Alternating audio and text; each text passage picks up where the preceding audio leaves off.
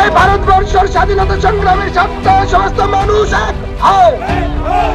বাংলার সমস্ত জাতি ধর্ম বর্ণ সকল মানুষের ঐক্যের সাথে বাংলার সকল জাতি ধর্ম বর্ণ নির্বিশেষে সমস্ত মানুষ যে রাস্তায় নেমেছে, সকলের শান্তি চায়, সংহতি চায়, সম্প্রীতি চায়, সাংবিধানিক নিয়ম অনুযায়ী হিন্দু মুসলিম দলিত আদিবাসী শিক্ষা চায়, সকলের ভাই ভাইয়ের মতো সাংবিধানিক নিয়ম অনুযায়ী মেনে চলতে চায়, সকলের কর্মস্থান চায়, সকলের শিক্ষা চাই, স্বাস্থ্য চাই, সকলের চাকরি চাই। সেই জায়গায় দাঁড়িয়ে জাতির ভেদাভেদের বিরুদ্ধে আজ বাংলার সমস্ত মানুষ এক হও। ওই সাম্প্রদায়িকের বিরুদ্ধে সমস্ত মানুষ এক হও।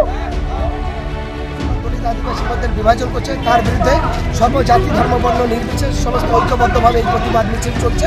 এই নেতাজি ইন্ডোর স্টেডিয়ামে যাবে, এখান থেকে এখানে দেখছেন লাখো লাখো মানুষ এই সমাবেশে যোগ দিয়েছেন। এখান থেকে বার্তা দিতে চায়, বাংলার সাম্প্রদায়িক দাঙ্গা চায় না, বাংলার শান্তি সংহতি সম্প্রীতি চায়। তাই বাংলার আজকে অসংখ্য দলিত আদিবাসী হিন্দু মুসলমান সকলে রাস্তায় নেমেছে নরেন্দ্র মোদী এবং RSS।